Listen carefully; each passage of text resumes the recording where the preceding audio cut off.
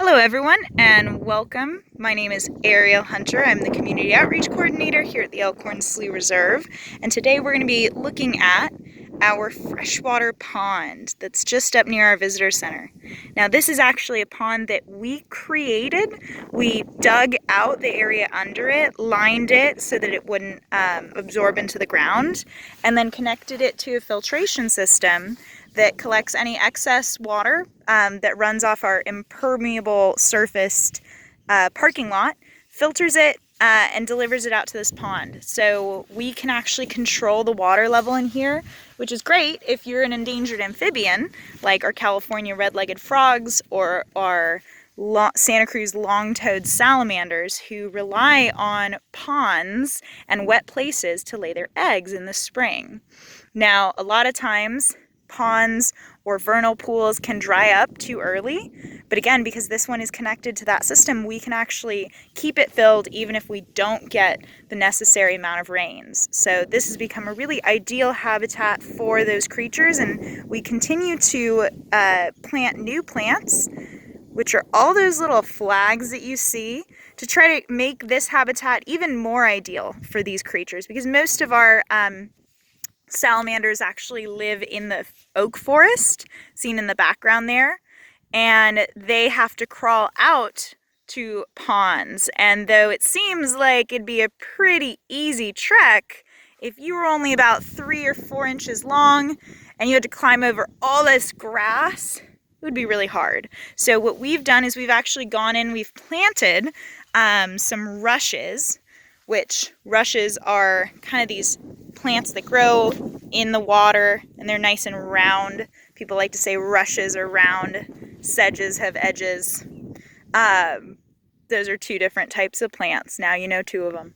Anyways, we planted these rushes, and we also planted one of my favorite flowers, the seep monkey flower seen here.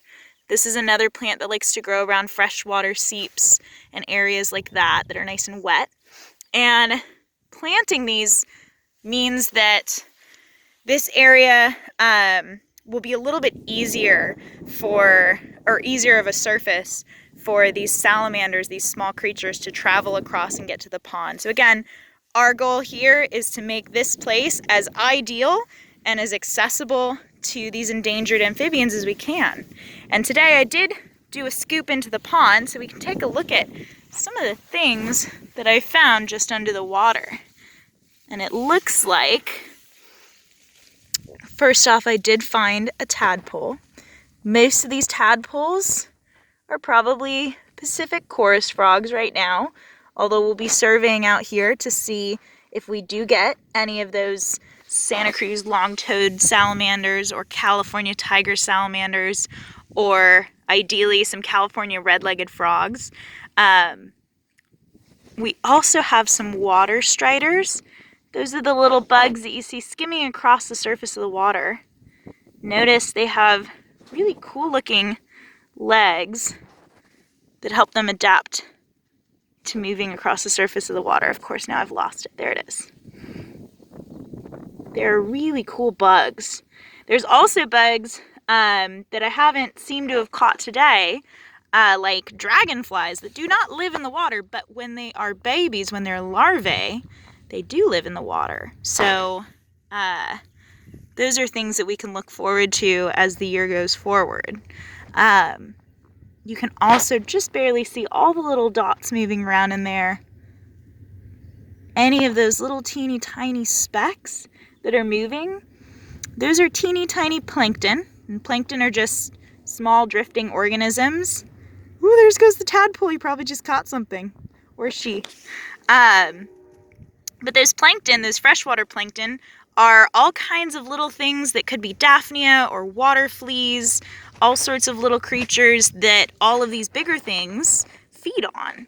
And then we also have herbivores in here, like our snail, who's trucking around the side corner, eating up any algae that it can find. So we have a couple of different things in here, which tells us as scientists that this pond is probably doing okay water quality wise, because there's lots of different things living in it. And now we just hope to see a few more of those endangered species coming in and retaking over this space into the future. So until next time, everybody, have a great day.